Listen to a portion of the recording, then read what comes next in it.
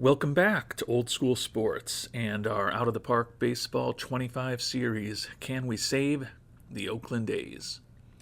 And the 2040 regular season is about to get underway. Got a couple of goals from ownership for this season to reach the playoffs and to also upgrade at first base. Right now we intend to go with a platoon at first base involving Amare Alcindor, a good young infielder, as well as another, we hope, good young infielder, and that would be Luis Godina. So those two are going to be in a platoon at first base. We traded away Jake Bowers, veteran who had been our first baseman for most of the past few seasons, but needed to free up some room as far as our financials, and also wanted to get the team a little bit younger, which I think we definitely have done with several young players promoted to both the pitching staff and the everyday lineup for this year. Got a lot of optimism. We had a disappointing 3-0 loss in the divisional round of the playoffs last year, despite having the best record in the American League. But expectations are high this season for us, and I know some viewers have said that they really like what we've done so far.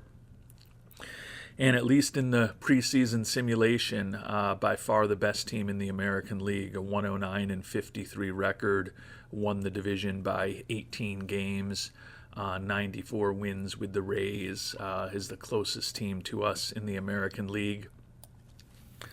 We've got expectations for last year's Rookie of the Year, Juan Pimentel, and two-time American League MVP Jake Ortega to have monster seasons for us offensively. And on the pitching mound, the veteran Chase Dora expected to go 19-7 with a 2.82 ERA and over 200 strikeouts in what will likely be his final season with us in Oakland. Steve Genus of the Texas Rangers, who is trying to win a 7th consecutive American League Cy Young Award this season, expected to have a monster season as well. Over in the National League, nobody expected to win more than 93 games.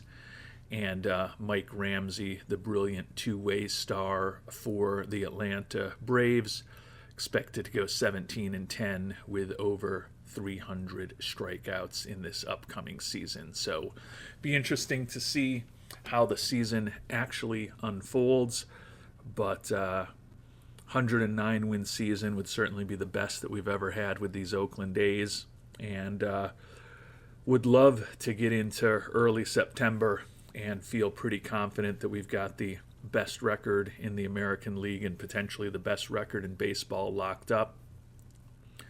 So hopefully the season will go the way that the simulated season worked out here. Big goal is, of course, to get this team to the playoffs and to have this team healthy when the playoffs do roll along. And certainly a big decision that we've made that we hope will help us get there is moving the outstanding outfielder Jake Ortega into a full-time DH role. Talked about this a lot over the last several episodes, but he's missed over 100 games in 2 of the last 3 seasons. He's wrecked physically, and he's going to be turning 33 years old in August, although we're certainly going to lose a bit defensively by not having him in the outfield or even playing first base, where he's also fairly competent. The hope is that playing him as DH every day and hopefully lessening the wear and tear on him a little bit will allow him to have a season like he did in 2038 when he played over 150 games and won the second most valuable player award of his career, while also, most importantly, leading our A's to his second world championship and our third world championship of this playthrough.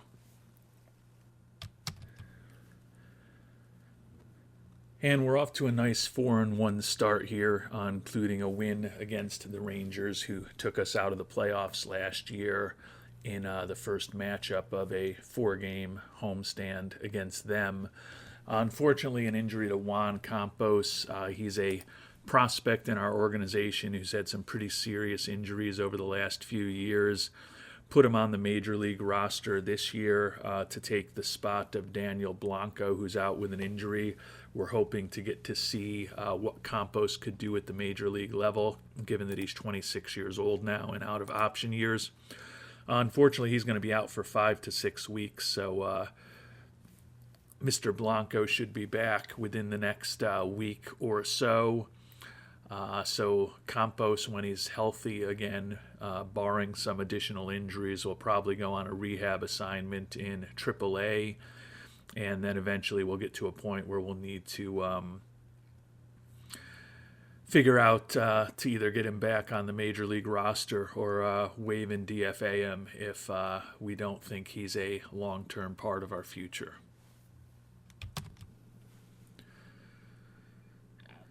And as we get to the midway point of April, the season largely going as planned for our A's. Although we've lost 3 in a row, our 10-6 record still has us a game and a half up in the American League West. Darnell Selvey, the runner-up for last year's Rookie of the Award, to his teammate Pimentel, second in the league in batting and leading the league in ribbies. Jake Ortega, although he is not playing in the field, still pretty aggressive on the base paths, second in the AL with 8 stolen bases and dealing with a little back stiffness already. Selvey leading the league in batter WAR. And the youngster Mike Blumenshine, after an injury-plagued, difficult season last year, is third in the American League right now in these early stages with a sub-1 earned run average in a 2-0 record. And if you're wondering what the early returns are on the young infielder Chisin Iwata, who we signed as an international free agent, hitting .265 with 8 doubles, 2 homers, and 11 ribbies in his first 68 at-bats.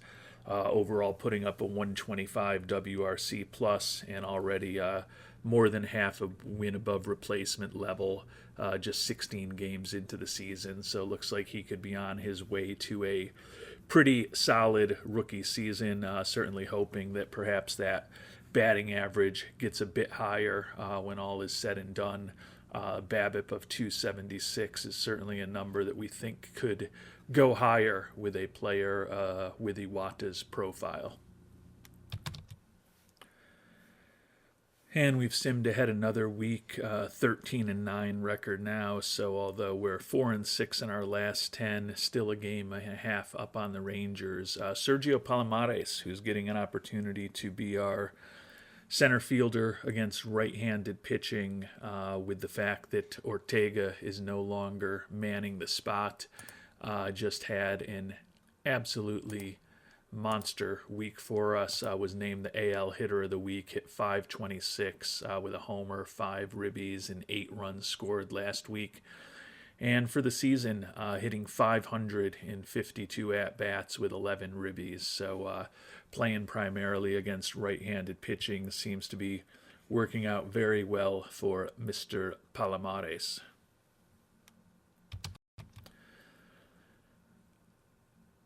And we've made it through the month of April now, a 17-11 record for the A's. One of the better records in the American League, although both the White Sox and the Tigers are better than us at this point. We are 2 games up on the Rangers at this point. Juan Pimentel, last year's AL Rookie of the Year, second in the league with 29 ribbies, hitting .280 with 9 homers already, so little more home run power, although his batting average has dipped by over 60 points from his outstanding rookie season. Blumenshine leading the league in ERA at this point, 3-0 record a month into the season. And Doug Weiss, 5-0, leading the league in wins with a 3.44 ERA. So a couple of our younger pitchers doing incredibly well. Not surprisingly, though, Steve Genus also doing incredibly well, leading the American League in pitcher WAR as he attempts to win a ridiculous seventh consecutive American League Cy Young Award. And despite that strong start to the season, somehow we've lost a little bit of fan interest, even though we're just about selling out every game. So a little disappointing that we can't make a little more progress with the fans in Oakland.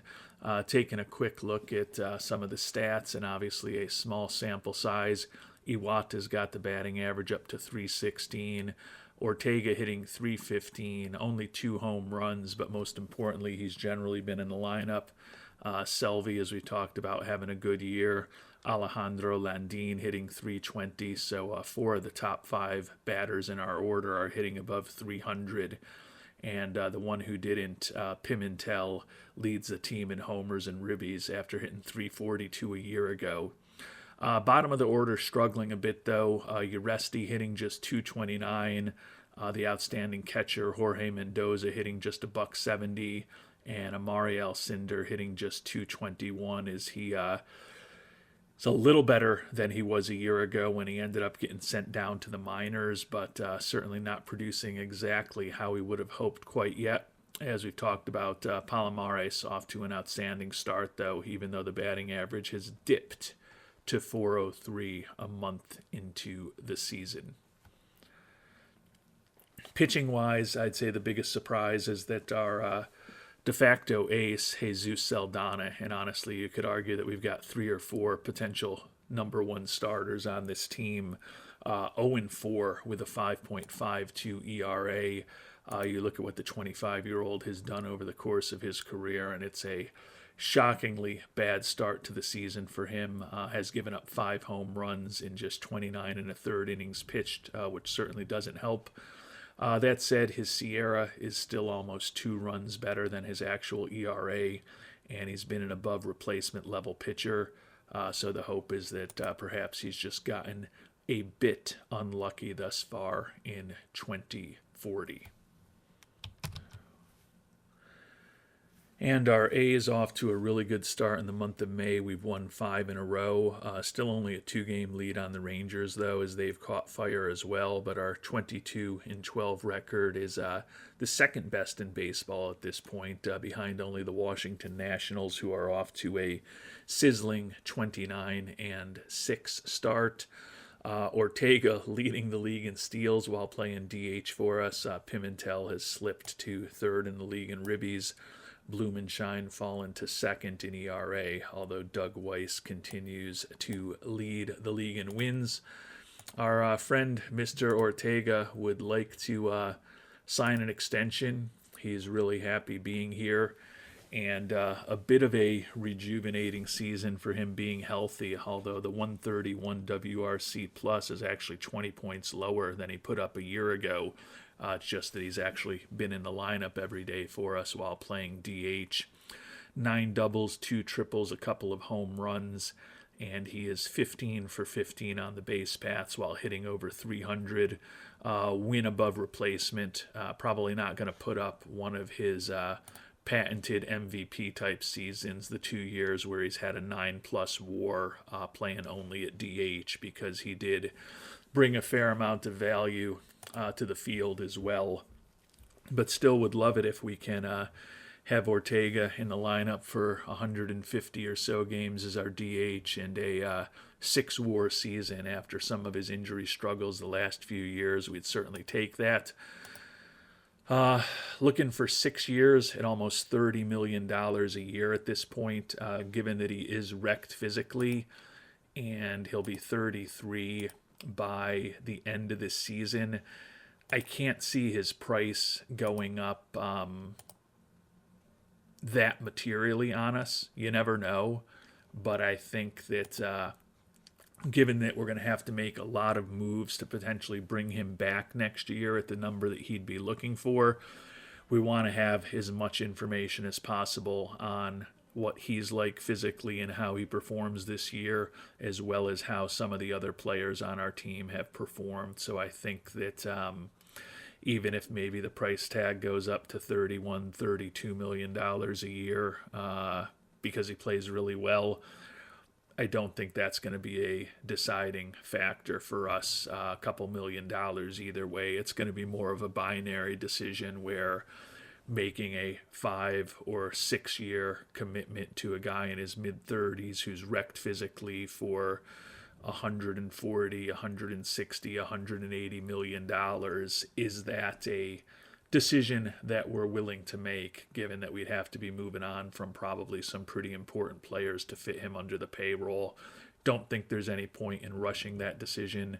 I know some of you are strongly against even considering bringing back Mr. Ortega, but on the other hand, some of you would love to see him spend his entire career in Oakland and see what he can do for us over another 5 or 6 years as hopefully an everyday DH. So a lot to weigh there, but not a decision that we're likely to make until November of this season.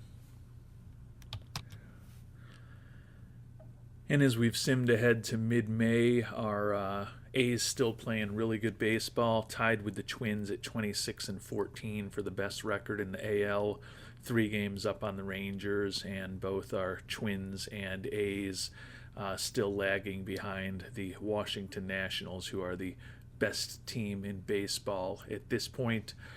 Jake Ortega hitting .308, leading the league with 20 steals. And Blumenshine, with a 4-0 record, continues to lead the AL with a 2.40 earned run average. Our old buddy, the knuckleballer Andres Rojas, with a 2.77 ERA for the Yankees, ranking second.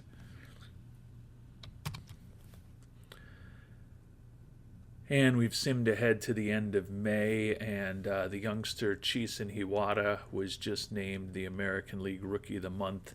Hit .283 with 7 doubles, a triple, and 4 homers in the month. Both scored and drove in 19 runs. So as we sit here 2 months into the season, Iwata certainly been everything we hoped he would.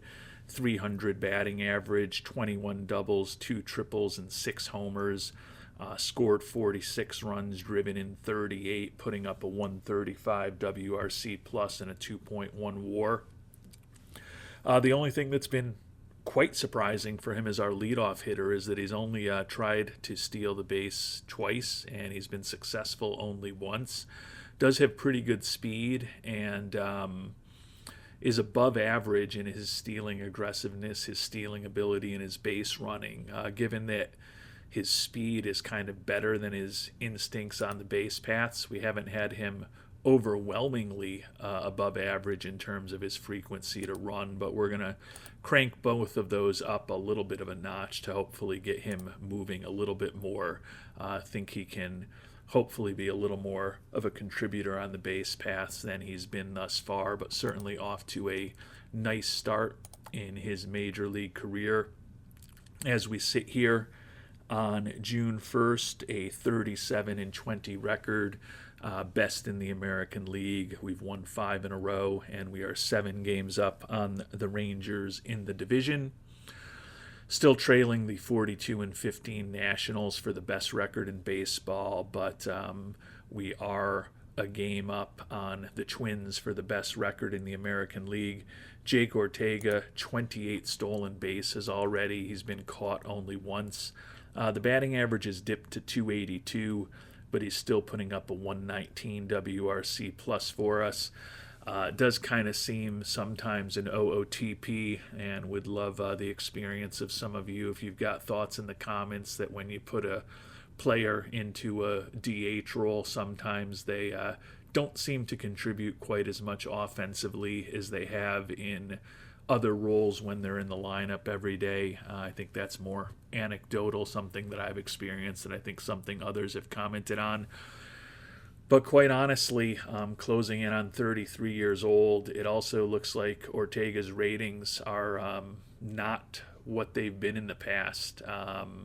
Would hate to not have him with us for the course of his career. But you can see that when spring training started, we thought he was 65 as far as his contact, and we thought he was 60 as far as his eye. And we think both of those numbers have regressed a little bit over the course of this season. And honestly, his eye in particular has dropped a lot from where we thought it was over the off season. So don't love the idea of potentially having to move on from the franchise after this season. But given his age, given his injury proneness, and given that, as you would expect with a player his age, some of his ratings are starting to deteriorate a bit. The timing of that 9-year contract that we signed Ortega to before he had ever really proven anything in the major leagues may work out incredibly well for us. The demand has actually gone up to $34 million a year over 6 years. Certainly, we could expect we could get him for a little less than that. Again, whether we pay him $30 or $35 million, I don't think is going to be a huge issue. The question is whether we want to bring him back at all for that type of contract, whether it ends up being $28 million, $30 million, $32 million. And as I talked about earlier, don't think we're necessarily going to have a strong view and a definite answer on that until we get to the off season.